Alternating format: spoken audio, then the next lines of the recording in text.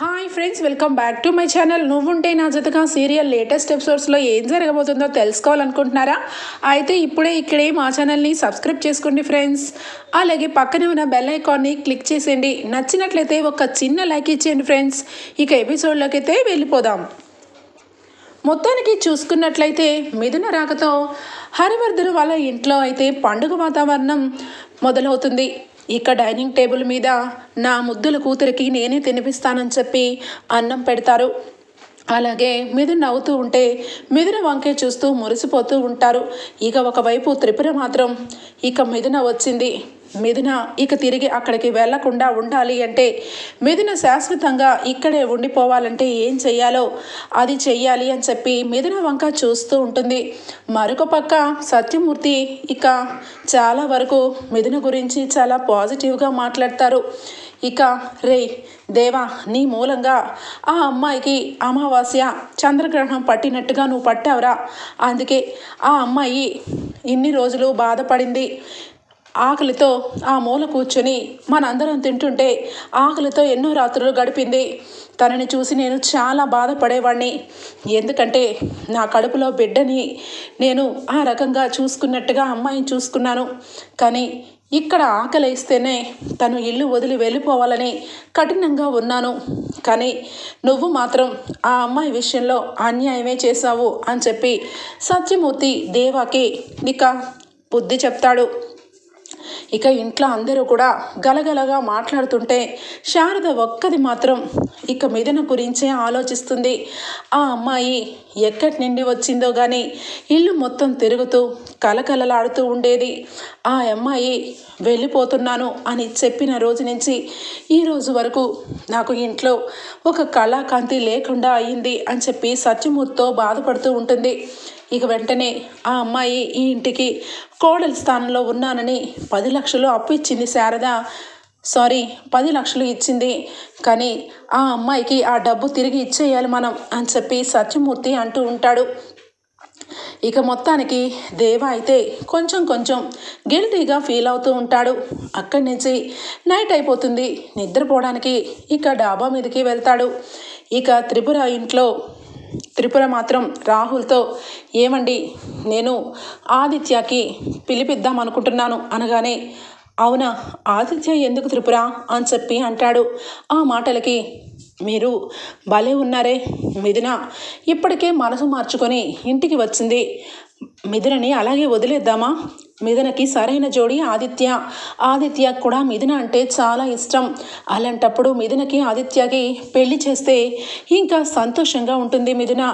మిథున ఇంతకాలం ఇక రౌడీగాడే భర్త అని చెప్పి అక్కడ ఉంది. కానీ ఇప్పుడు తను తప్పు తెలుసుకుంది. అందుకే ఇక మావయ్య గారి దగ్గరికి వచ్చేసింది. ఖచ్చితంగా త్రిపుర మనసు మారే లోపలే ఇక ఆదిత్యతో పెళ్లి ఫిక్స్ చేస్తే మంచిది అనుకుంటున్నాను. అందుకే రేపు పొద్దున్నే ఆదిత్యని పిలిపిద్దాం అనుకుంటున్నాను అని చెప్పి అనగానే ఇక వెంటనే రాహుల్, బాగుంది, నువ్వు చెప్పినవంతా బాగుంది. నిజంగా ఆదిత్య అలాగే మిథున ఇద్దరు పెళ్లి జరిగి సంతోషంగా ఉండేవాళ్ళు. కానీ మధ్యలో ఆ రౌడీవాడు వచ్చి నా చెల్లి మెడలో తాళి కట్టి దాని జీవితాన్ని అప్ అండ్ డౌన్స్ ఇక అయ్యేలాగా చేశాడు. రేపొద్దున్నే నాన్నగారితో నేను కూడా మాట్లాడతాను త్రిపుర, ఆదిత్యాన్ని పిలిపిద్దామని చెప్పి ఆదిత్యకి ఫోన్ చేస్తాడు. ఆదిత్య ఏమైంది అక్క చెప్పక్క అనగానే ఇక వెంటనే త్రిపుర, నువ్వు రేపు అర్జెంటుగా ఇంటికి రావాలి. ఇంటికి వస్తే నువ్వే చాలా సర్ప్రైజ్గా ఫీల్ అవుతావు అనగానే, ఏమైందక్క అంత సర్ప్రైజ్ ఏముంది అని చెప్పి అని అంటాడు. ఏం సర్ప్రైజా? నువ్వు ఎంతగానో ప్రేమించి పెళ్లి చేసుకుందాం అనుకున్న మిథున తిరిగి ఇంటికి వచ్చింది. ఇంటికి వచ్చిన తర్వాత ఇల్లంతా మారిపోయింది. ఇదే మంచి పని. నువ్వు వచ్చి ఇక మిథునని పెళ్లి చేసుకుంటాను అని అడుగు.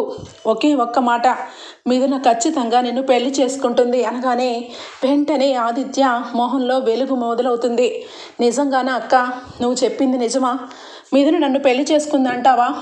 మిథున నిజంగానే ఇంటికి వచ్చిందా అని చెప్పి షాక్ అయిపోతూ అడుగుతూ ఉంటాడు. అవును ఆదిత్య, నేను అబద్ధం చెప్పట్లేదు. రేపు నువ్వు వస్తే నీకే తెలుస్తుంది. ఆ రౌడీవాడు ఎంత మిథున భర్త అనుకున్నా వాడు మాత్రం మిథునని దూరంగానే పెట్టి మిథునని బాధ పెడుతూ ఉన్నాడు. అందుకే మిథున మనసు మార్చుకుంది అని చెప్పి అనగానే ఇక ఆదిత్య రేపు పొద్దున్నే నేను వస్తున్నానక్క అని చెప్పి చాలా సంతోషంగా ఆదిత్య ఫోన్ పెట్టేస్తాడు. ఇక మిథున మాత్రం ఇక రాత్రి అవుతుంది. టెర్రస్ మీదకి వచ్చి అటు ఇటు నడుస్తూ దేవా గురించి ఆలోచిస్తూ ఉంటుంది. మరొక వైపు అదే టైంలో దేవా కూడా మిథున గురించి ఆలోచన చేస్తూ ఉంటాడు. ఇక ఎటు చూసినా మిథున కనిపిస్తున్నట్టుగా అనిపిస్తూ ఉంటుంది. కానీ దేవా మాత్రం మనసులో తనకు తానే వద్దు, ఆలోచించొద్దు, ఆ అమ్మాయి మనకు కరెక్ట్ కాదు, ఏదో టైం బాగోక ఆ అమ్మాయి మెడలో తాళిని కట్టాను తప్ప ఆ అమ్మాయి నా భార్యగా అనుకోవడం చాలా తప్పురా దేవా. మనం ఎక్కడా, అమ్మాయి ఎక్కడా? ఆ అమ్మాయి చాలా మంచిది, నిజానికి చీమనికి కూడా హాని కలిగించదు అని చెప్పి ఇక మనసులో అయితే మిథున గురించి ఆలోచిస్తూ ఉంటాడు దేవా. ఇక ఇక్కడ చూస్తే మిథున ఇక్కడికి వచ్చినప్పటి నుంచి ఇక ఆయన గురించే ఆలోచన. ఇంటికి వచ్చి భోజనం చేసి పడుకున్నారేమో, లేదంటే ఇంకా బయటే ఉన్నారా? ఆయన ఏ టైంలో ఎక్కడుంటారో ఎవరికి తెలుసు? ఆయన మనసులో నేను లేనని అంటున్నారని నేను ఇంటికి వచ్చాను. కానీ ఇక్కడికి వచ్చిన ఆయన ఆలోచనలే దానికి కారణం ఈ మంగళసూత్రమేనా అని చెప్పి మంగళసూత్రాల గొలుసు చూస్తూ ఇక బాధపడుతూ ఉంటుంది. ఇక అదే టైంలో మిథున వాళ్ళ నానమ్మ డాబా పైకి వస్తుంది. మిథున, నా తల్లి ఇంకా నిద్రపోలేదా అని చెప్పి అనగానే, లేదు నానమ్మ, నిద్ర రావట్లేదు అనగానే, ఏంటి చేతిలోకి మంగళసూత్రాలు తీసుకొని బాధపడుతున్నావు? నువ్వు ఇంటికి వస్తావని అస్సలు అనుకోలేదు. ఎంత గొడవ చేసినా, ఎన్ని గొడవలైనా నువ్వు తిరిగి రావని అనుకున్నాను. కానీ ఈ విధంగా వచ్చావేంటమ్మా? నా మనవడు ఏమన్నా తప్పు చేశాడా? లేదంటే ఏం జరిగిందమ్మా? ఇంట్లో గొడవలు అయ్యి ఇక్కడికి వచ్చావా? నిజంగా శాశ్వతంగా ఉండిపోవడానికే వచ్చావా అని చెప్పి అనగానే, నానమ్మ అని చెప్పి బాధపడుతుంది. ఏమైందమ్మా చెప్పు అనగానే, నానమ్మ, ఎవరికైనా పెళ్ళి ఎన్నిసార్లు జరుగుతుంది నానమ్మ? జీవితంలో భర్త అనేవాడు మొట్టమొదటిసారిగా ఒక ఆడపిల్ల మెడలో మంగళసూత్రం కట్టగానే పెళ్ళి అయినట్టు లెక్క.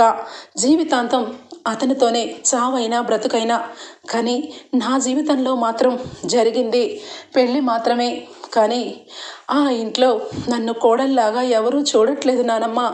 నా ఇల్లు, నా భర్త, నా అత్త మామ అని చెప్పి నేను ఎంతగా తప్పిస్తున్నా ఆ ఇంట్లో నా మూలంగా మా అత్తయ్య గారు చాలా బాధపడుతున్నారు. నేను అక్కడ ఉంటే వాళ్ళ ఇంట్లో ప్రమాదాలు జరుగుతాయని భయం వేసింది నానమ్మ. అందుకే నానమ్మ ఇక్కడికి వచ్చాను. కానీ నా మనస్ఫూర్తిగా నా భర్త అంటే నాకు ప్రేమ ఉంది. ఆయన కావాలని రౌడీజం చేయట్లేదు. ఆయన మనసే వేరు. ఆయన మనసు లోతుల్లోకి వెళ్ళి మరీ చూశాను కాబట్టి ఆయన మంచి వ్యక్తి అని చెప్పగలుగుతున్నాను నానమ్మ. కానీ ఏం చేయలేని పరిస్థితి. ఇటు అత్తగారి ఇంట్లో నేను ఉంటే వాళ్ళకి ఇక ఇంట్లో సమస్యలు, అలా అని చెప్పి పుట్టింటిలో ఉండలేను. అందుకే ఈ తాళిని ఆ శివుడు నా మెడలో పడేలాగా ఎందుకు చేశాడా అని చెప్పి ఆలోచిస్తున్నాను అని చెప్పి బాధపడుతుంది. ఓసే చిట్టి తల్లి, నువ్వు అనవసరంగా ఎక్కువ ఆలోచిస్తున్నావు. ఎప్పుడు కూడా అంతా దేవుడు పైనుంచి చూస్తూనే ఉంటాడు. దేవుడు ఇక శివుడు ఆజ్ఞ లేనిదే చీమైనా కుట్టదు అని అన్న సామెతలాగా నీ మెడలో ఆ మంగళసూత్రం పడడానికి కూడా శివుడు ఆజ్ఞ ఉంది అంటే ఖచ్చితంగా దేవుడు ఆశీర్వదించినట్టే. ఆ విషయంలో నువ్వు ఏమీ ఆలోచించద్దు. ఇప్పుడు ఉన్న పరిస్థితులకి తల వంచక తప్పదు. ఇంటికి వచ్చావు కాబట్టి చూసావు కదా, మీ నాన్నగారు, ఇంట్లో కుటుంబం అంతా చాలా సంతోషపడుతున్నారు. అలా అని చెప్పి నిన్ను ఇక్కడే శాశ్వతంగా ఉండిపోమనలేను. అలా అని చెప్పి భర్త మనసులో నీకు చోటు లేదని ఇక్కడ ఇంటికి రావడం కూడా కరెక్ట్ కాదు. ఏదైనా మన మంచిగా జరుగుతుంది. రేపు పొద్దున్న ఆలోచించి ఒక సలహా చెప్తాను. అప్పటి వరకు నువ్వు ఎక్కువ ఆలోచించద్దు, నిద్రపో అని చెప్పి ధైర్యం చెప్తుంది ఇక మిథున వాళ్ళ నానమ్మ. ఇక మనసులో చాలా రకరకాల ఆలోచనలతో ఇక్కడ దేవాకి అస్సలు నిద్ర పట్టదు. ఇదేంటిది, ఆవిడ గారు వెళ్ళినప్పటి నుంచి ఒకటే ఆలోచన, అయినా ఆవిడ్ని నేనేమన్నా ప్రేమించానా, కావాలని తాళిబొట్టు కట్టానా, ఏదో కోపంలో నన్ను రెచ్చగొడితే తాళిని కట్టాను, అంత మాత్రానే ఇంట్లో కోడలు అయిపోయానని చెప్పి 10 లక్షల రూపాయలు నాన్నగారికి తెచ్చిచ్చింది. ఆ అమ్మాయిలో సాఫ్ట్ కార్నర్ ఉంది, అలా అని చెప్పి నా భార్యగా నేను ఒప్పుకోలేను. ఈ దేవాగాడు ఎప్పుడూ సింగిల్గానే ఉంటాడు అని చెప్పి ఇక కళ్ళు మూసుకొని నిద్రపోరా దేవా అని చెప్పి తనలో తానే ఇక కుమిలిపోతున్నట్టుగా నిద్ర రాక అటు ఇటు నడుస్తూ మొత్తానికైతే జాగారం చేస్తాడు దేవా. ఇక నెక్స్ట్ డే ఎర్లీ మార్నింగ్ అవుతుంది. దేవా ఫ్రెండ్స్ దేవా దగ్గరికి వచ్చి, ఏంటన్నా కళ్ళు చూస్తే ఇంత ఎర్రగా ఉన్నాయి, ఏమైందన్నా, రాత్రి అంతా కూడా నిద్రపోలేదు కదా అని చెప్పి అనగానే, అవునరా నీకెలా తెలుసు అనగానే, నీ కళ్ళు చూస్తే ఎవరైనా చెప్తారన్నా, ఏమైందన్నా, నిన్న ఈవినింగ్ ఏమో చాలా సంతోషంగా నాకు ఇక ఆ మిథునకి సంబంధం లేదు, మిథున వాళ్ళ పుట్టింట్లో దించేసి వచ్చానని ఒకటే సంబరపడిపోయావు, ఇప్పుడేంటన్నా ఇంత దిగులుగా ఉన్నావు అనగానే, ఏమోరా నాకైతే ఏమీ అర్థం కావట్లేదు, అసలు ఆ పిల్లని నేను పెళ్ళే చేసుకోలేదు, కానీ ఆ పిల్ల మాత్రం పెళ్లి చేసుకున్నావు, నువ్వు నా భర్తవి, నీ ఇల్లు నా ఇల్లు ఒకటి, నీ కుటుంబ సభ్యులందరూ నా కుటుంబ సభ్యులని ఎంతకాలం ఇంట్లో తిరిగిందిరా, అక్కడ కొట్టింది దెబ్బంతా, అందుకని నాకు రాత్రంతా ఆ పిల్ల ఆలోచనలే, కానీ ఒక పసుపు తాడికి ఎంత పవర్ఫుల్గా ఉంటుందని నేను ఊహించలేకపోయానురా అనగానే, లేదన్నా, పసుపు తాడంటేనే అది మంగళసూత్రం, ఆ మంగళసూత్రం పడిన ఆడపిల్లలకి ఎప్పుడూ భర్త ఆలోచన భర్త బాగుండాలనే కోరుకుంటారు, ఇక వదిన కూడా అంతే అనగానే, నోరు మీరా, వదినేంటి వదిన, మనం ఎక్కడా ఆవిడగారు ఎక్కడా, ఏదో మెళ్ళ కోపానికి నాకు తెలియక తాళి కట్టాను, దానికి అంత పవర్ ఉంటుందా ఏంటి అనగానే, ఎంతలోనే ఇక భార్య భర్త ఇద్దరు నడుచుకుంటూ వస్తూ ఉంటారు. అందులో భర్త ఇక అప్పుడే కట్లు కట్టుకొని నడుచుకుంటూ వస్తే, జాగ్రత్త అయ్యా, జాగ్రత్తగా నడు అని చెప్పి పక్కన ఉన్న భార్య తీసుకొస్తూ ఉంటుంది. వెంటనే ఇక, నీ మంగళసూత్రం బలం నన్ను కాపాడింది, నిజానికి ఈ యాక్సిడెంట్లో నేను చనిపోయేవాడిని, నిజానికి ఈ మంగళసూత్రంలోనే ఇంత పవర్ ఉందే, నువ్వు నన్ను ఏ రోజు కూడా ప్రేమగానే చూసుకున్నావు, ప్రేమగానే ఉన్నావు, మనిద్దరికి మధ్యలో ఈ మాంగళ్య బలమే మనిద్దరిని ఇలా కట్టపడేసింది, నేను ఎప్పుడు నిన్ను ఒక్క రూపాయి కూడా తెచ్చి ఇవ్వలేదు, నీకు ఏ రోజు ప్రేమగా చూడలేదు, ఎంతసేపు బలదూర తిరిగాను తప్పించి ఏ రోజు నువ్వు తిన్నావా ఉన్నావని ఆలోచించలేదు, కానీ ఈ మంగళసూత్రం నీ మెడలో కట్టినందుకు నువ్వు జీవితాంతం నా ప్రేమలోనే అంకితమైపోయావే అని చెప్పి ఆ దంపతులు మాట్లాడుకుంటూ ఉంటారు. ఏమయ్యా, మరి దేవుడు ఆజ్ఞ లేందే ఆ బ్రహ్మముడి అక్కడ పడకుండానే ఇక్కడ మన మెడల్లో తాళి పడుతుందయ్యా, నీకు నాకు ఆ బ్రహ్మదేవుడు ఎప్పుడో కలిపాడు, అందుకే ఈ మంగళసూత్రాలు నా మెడలో నువ్వు కట్టావయ్యా, దీనికి ఉన్న బలమే నిన్ను ఈరోజు ప్రాణాలతో నా ముందు నుంచో పెట్టింది, పదయ్యా 108 ప్రదక్షిణలు చేసి మొక్కు తీర్చుకుందాం అనుకుంటూ వెళ్ళిపోతూ ఉంటారు. ఇక దేవా అయితే వాళ్ళ మాటలు విని ఒక్కసారిగా షాక్ అయిపోతాడు. ఇక వెంటనే, ఏంట్రా వీళ్ళంతా మాట్లాడేవి నిజంగా నిజాలే అంటావా అనగానే, ఏంటన్నా, చిన్నప్పటి నుంచి చాలా సినిమాలు చూశాను, ఎవరు కూడా భార్య భర్త ఇద్దరు కూడా అన్యోన్యంగా ఉన్నారు అంటే వాళ్ళు పెళ్ళైన వాళ్ళైతేనే, పెళ్ళి కాకపోతే వాళ్ళు ఎప్పుడైనా విడిపోతారన్నా, ఎంతోమందిని లవర్స్ని మనం పార్కుల్లో చూడలేదు, వాళ్ళ మధ్య పెళ్ళి అనే బంధం ఉంటే కలకాలం కలిసి ఉంటారన్నా, లేదంటే విడిపోతారు. ఇంకా కొంతమంది ఉంటారు, ఇక వదినలాంటి వాళ్ళు కాదు, వాళ్ళు పెళ్లి చేసుకున్న భర్తని సరిగా చూసుకోరు, అలాంటి కేటగిరీ మరొకరు ఉంటారు, కానీ వదిన లాంటి కేటగిరీ వాళ్ళు ప్రత్యేకంగా ఒక్కొక్కరే పుడతారు. నిజానికి నువ్వు చేసిన పనికి పోలీస్ స్టేషన్లో పెట్టించి ఇక వాళ్ళు నిన్ను కొట్టమని చెప్తే వదిన నీ దగ్గరికి వచ్చి నేను ఇడిపించింది, అలాగే కోర్టులో నువ్వు ఎక్కడ జైలుకి వెళ్తావేమోనని చాలా బాధపడుతూ ప్రతి చాటాకి వెళ్ళి నిన్ను విడిపించాలని చూసింది, నువ్వంటే చాలా ప్రేమ వదినకి, తను ఏ రోజు కూడా నిన్ను ఒక్క మాట కూడా అనేది కాదు, ఆ ఒక్క మంగళసూత్రంతోనే అంత పేదరికంగా ఉన్న మీ ఇంట్లో ఇమిడిపోయింది, చాలా మంచిదన్నా, ఎందుకన్నా వదిలిని ఎందుకు పంపించేశావు అని చెప్పి ఇక గొడవ పెడుతూ ఉంటారు వాళ్ళ ఫ్రెండ్స్ అయితే. ఇక దేవ అయితే చాలా డల్ అయిపోతాడు. ఏమోరా, మీరు ఏం చెప్తున్నా ఈ దేవ మనసు మారదు అని చెప్పి ఇక ఇంటికి వస్తాడు. ఇంటికి వచ్చిన తర్వాత జ్వరంతో ఇక జ్వరం వచ్చేస్తుంది దేవాకి, ఫుల్ ఫీవర్తో. ఇక ఇంటికి రాగానే ఇక ఒకవైపు సూర్యకాంతం ఇక శ్రీరంగం ఇద్దరు ముసిముసి నవ్వులు నవ్వుకుంటూ ఒకరి నోట్లో ఒకరు ఇక పళ్ళుని తినిపించుకుంటూ ఉంటారు. మరొక వైపు పెద్దన్నయ్య ఆనంద్ ఇక నిద్రపోతూ ఉంటాడు. కాళ్ళు నొక్కుతూ ఉంటుంది అలా పెద్దదిన. ఇక శారద అలాగే సత్యమూర్తి దంపతులు ఇద్దరు మాట్లాడుకుంటూ ఇక ఉండగా దూరం నుంచి ముగ్గురిని చూసి ఇక లోపలికి వస్తూ ఇక ఒక్కసారిగా దేవా ఫస్ట్ మంచం మీదకు వచ్చి అక్కడే కూర్చొని ఉన్న మిథునని చూస్తాడు. ఆశ్చర్యపోతాడు. ఏయ్ మిథున, నువ్వేనా అని చెప్పి దగ్గరికి వెళ్తాడు. ఇక కింద పడిపోతాడు. తీరా చూస్తే ఇక అది అద్దం. మిథున, ఏంటి మిథున, నువ్వు వెళ్ళిపోయావనుకున్నాను, ఇక్కడే ఉన్నావా?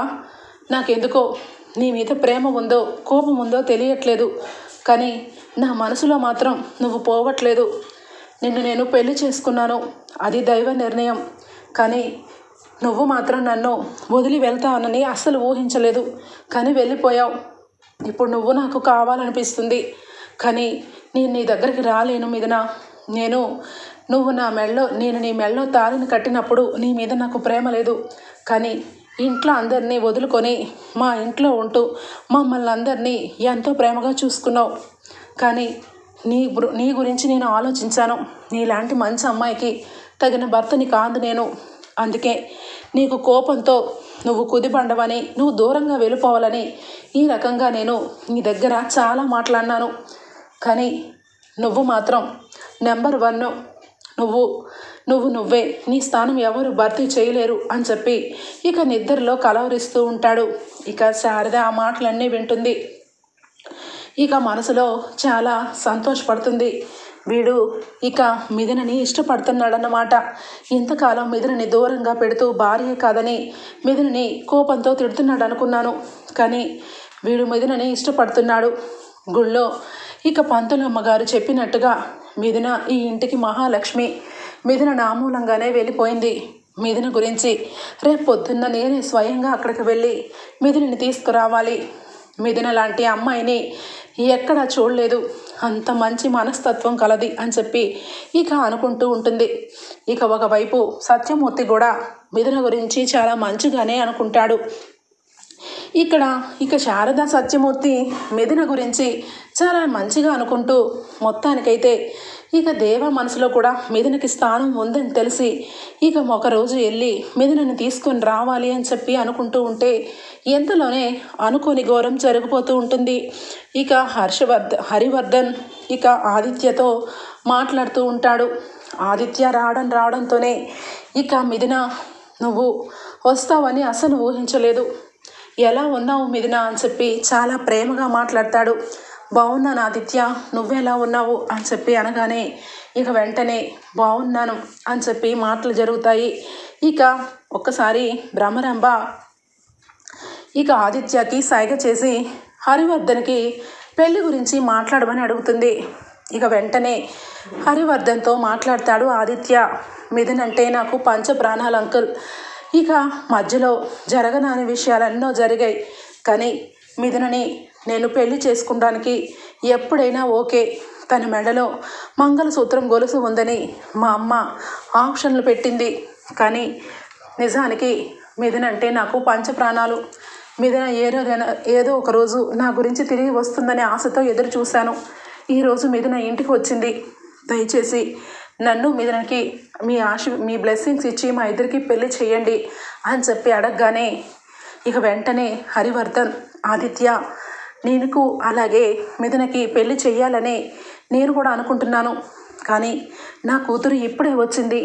తన మనసులో బాధతో వచ్చిందో సంతోషంతో వచ్చిందో నాకు తెలియదు, కానీ తన మనసుని బాధ పెట్టాలని నాకు లేదు. కానీ తన భవిష్యత్తు నీతో ఉంటే బాగుంటుందని నాకు అనిపిస్తుంది. ఇక నా చిట్టి తల్లి సంతోషమే నాకు కావాలి. ఈరోజు నీతో పెళ్ళి మిథునకి ఇష్టమైతే రేపే ముహూర్తాలు పెట్టి పెళ్లి చేయిస్తాను అని చెప్పి అంటాడు. ఇక మిథున చాలా బాధపడుతూ ఇక ఒక దగ్గర కూర్చుని ఉంటుంది. ఇక మిథున దగ్గరికి ఆదిత్య వస్తాడు. వెంటనే హరివర్ధన్ కూడా, అమ్మా నువ్వు నా గురించి ఏ రకంగా వచ్చావో నాకు తెలీదు, అక్కడ ఏ గొడవలు అయ్యాయో నాకు తెలీదు. నీ జీవితం బాగుండాలని ఒక కన్న తండ్రిగా నేను కోరుకుంటున్నాను.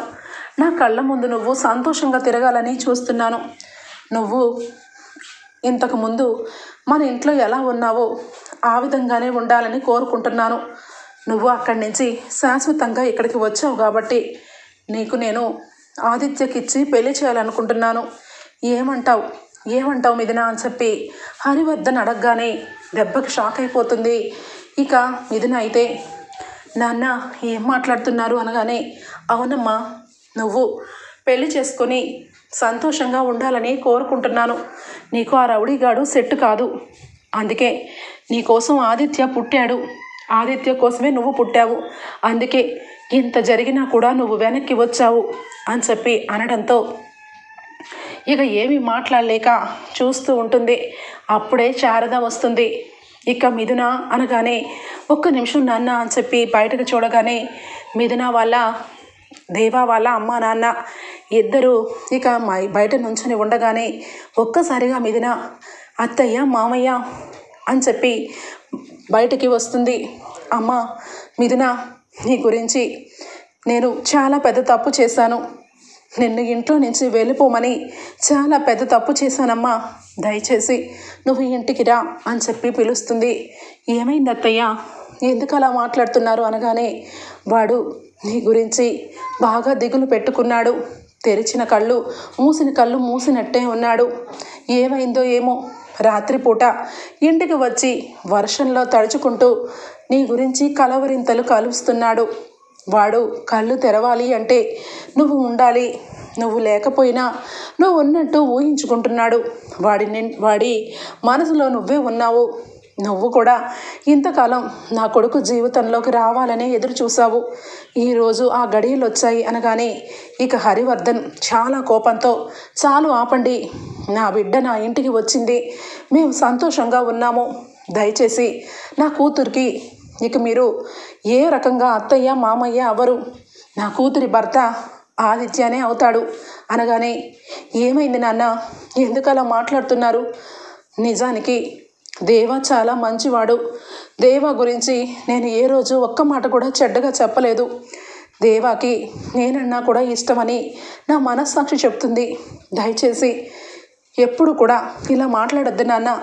అత్తయ్య పదండి అని చెప్పి ఇక అప్పటికప్పుడే దేవా కోసం ఇక పరుగున ఇక శారద సత్యమూర్తితో పాటు ఇంటికి వెళ్ళిపోతుంది.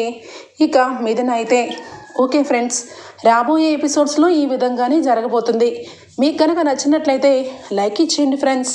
Bye, take care, thank you for watching.